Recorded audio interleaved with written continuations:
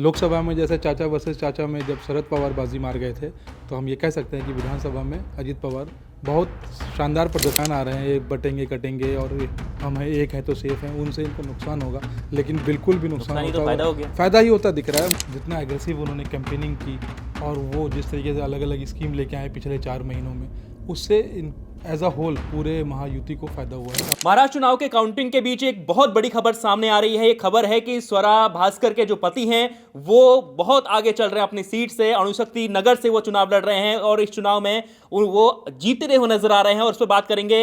आज के latest take में मेरे साथ रोजाना के लिए बात करने के रोजाना की तरह हैं इंडिया.com के संपादक हैं तनुराज राजम सर। स्वरा भास्कर के पति जो हैं वो बहुत आगे नजर आ रहे हैं। एक बड़ा उलटफेर नजर आ रहा है, जहां पर हम देख रहे हैं कि महाविकास आघाड़ी की स्थिति कुछ अच्छी नजर नहीं आ रही है, लेकिन स्वरा भास्कर के जो पति हैं वो अणुशक्ति नगर से जीतने की कगार पर हैं। बताइए। देखिए, अणुशक्ति नगर से फहद अहमद हैं, स्वरा भास्कर के हस्बैंड हैं, वो लड़ रहे थे और उनकी जो जीत मतलब एक तरह से जीत की तरफ जा रहे हैं, क्योंकि विधानसभा में अगर कोई 2, 4, 5 हज़ार 10 हज़ार की लीड बन जाती है 4-5 राउंड के बाद, तो वो ज़्यादा कम नहीं होती, क्योंकि विधानसभा में बहुत ज़्यादा वोट नहीं होते। और जिस तरीके से इनकी जीत या इनका जो लीड है वो इसलिए बहुत हैरान करने वाला है, बिकॉज शरद पवार की जो पार्टी है वो केवल अभी 15 सीटों पे ही लीड कर रही है, और वहाँ पे अगर इनको लीड करना, इनके अगेंस्ट में जो थी सना मलिक, जो नवाब मलिक की बेटी है, और वो लड़ रही हैं एनसीपी अजीत पवार से। और अजीत पवार की जो मतलब जो उनकी पार्टी है, बहुत उम्मीद से बहुत ज़्यादा बेहतर प्रदर्शन है उसका। मुझे लगता है इस पूरे चुनाव के सबसे बड़े जो जिसको बोलते हैं डार्क हॉर्स जो निकल के आए हैं वो अजीत पवार। 38 सीटों पे फिलहाल उनकी लीड है। उसके बावजूद अगर शरद पवार ग्रुप का कोई लीडर फहद आजम, जो उनका फर्स्ट चुनाव है, अगर वो लीड कर रहे हैं और एक तरह से लग रहा है कि जीत की तरफ अग्रसर है, तो ये 59 सीट्स पर चुनाव लड़ रहे हैं सर अजीत पवार, और देखिए जो बढ़त है उनकी लगभग 38 पे है। बिल्कुल, तो ये बहुत बड़ा बहुत अच्छा है, बहुत ज़बरदस्त है। और मतलब ये लोकसभा में जैसे चाचा वर्सेस चाचा में जब शरद पवार बाजी मार गए थे, तो हम ये कह सकते हैं कि विधानसभा में अजीत पवार बहुत शानदार प्रदर्शन है। इवन जब हम लोग भी डिस्कशन कर रहे थे तो हम लोग को भी यही लगता था कि 10-15 सीटों पे सिमट जाएंगे, क्योंकि वो इनका जो वोट बैंक था, हम सबको ये लग रहा था कि वो जो बीजेपी के जो बयान आ रहे हैं, ये बटेंगे कटेंगे और हम हैं एक है तो सेफ हैं, उनसे इनको नुकसान होगा, लेकिन बिल्कुल भी नुकसान होता फायदा ही होता दिख रहा है। मुझे लगता है कि मतलब इनको मुस्लिम वोट भी इनको पड़ा है, may be because of his face की। मतलब इन्होंने कम से कम ये दिखाया कि इन्होंने खुल के बोला पार्टी को, अपने महायुति को, कि इस तरीके के बयान से थोड़ा दूर रहिए। तो कभी कभी ये भी होता है कि जब कोई आदमी इस तरीके से बात करता है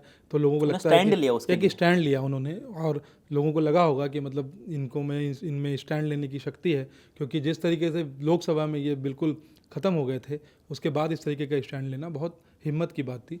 और अगर लेकिन इन सब के बावजूद अगर शरद पवार की फवद वहाँ से फवद जीतते हैं, तो ये मतलब एक अलग ही चुनाव के जो कुछ होते हैं ना, हर चुनाव के कुछ अलग एकदम से नतीजे जो आदमी एक्सपेक्ट नहीं करता, तो उस तरीके से वो स्वरा भास्कर। बिल्कुल सर, इस चुनाव के बाद शाम तक हार के कारणों की बातचीत होने लग जाएगी, लेकिन हम शरद पवार के हार के कारणों की बातचीत करते हैं फिलहाल। तो कहाँ पर कमी रह गई शरद पवार की पार्टी की, आपको क्या लगता है?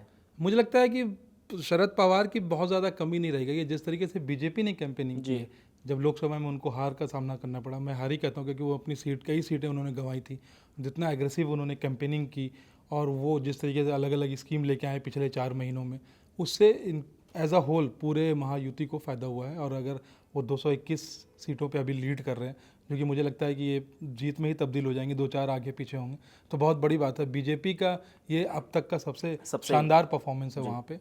मतलब क्या बोलते हैं, महाराष्ट्र में, मतलब बीजेपी जब अकेले भी लड़ती थी तब भी इतनी सीटें कभी नहीं जीत, शिवसेना के साथ जब थी अविभाजित शिवसेना, तो फिर भी ऐसा नहीं होता, इतनी सीटें कभी नहीं जीत पाई। पिछले बार भी बीजेपी सिंगल लार्जेस्ट पार्टी थी, लेकिन इतनी सीटें नहीं। इस बार मुझे लगता है कि बीजेपी खुद कम से कम 120 से लेकर 125 सीटें। तो अब कुल मिलाकर बीजेपी का जो मुख्यमंत्री बनने की बात हो रही थी कि अगला मुख्यमंत्री, हम लोग बातचीत कर रहे थे, हमेशा मैंने ये बोला था कि अगला मुख्यमंत्री महाराष्ट्र में बीजेपी का ही होगा, और वो देवेंद्र फडणवीस से होंगे। तो 1-2 दिनों में 100% उनकी ताजपोशी हो जाएगी। 2 दिन नहीं सर, 72 घंटों के भीतर इन लोगों को सरकार बनानी है, क्योंकि 72 घंटों के भीतर इनको मौका है, एक तरीके से इनके पास समय है, क्योंकि वहां पर जो कार्यकाल हो रहा है विधानसभा का वो खत्म हो रहा है, नई सरकार बनानी है। तो चलिए, अब हम लगातार आपको इसके बाद भी बताएंगे कि कौन सी सीट का क्या हाल है, क्योंकि बहुत सारे प्रदेशों में उपचुनाव भी हो रहे हैं। 2 बड़े प्रदेश है जहां पर विधानसभा चुनाव है। तो इसके बाद हम आपको उत्तर प्रदेश की सीट के बारे में हाल बताएंगे। फिलहाल आप महाराष्ट्र की सीट के बारे में जानिए, और जानिए कि ये जो सीट है स्वरा भास्कर के पति यहां से चुनाव लड़ रहे हैं, वो जीत की ओर आगे बढ़ रहे हैं। लेकिन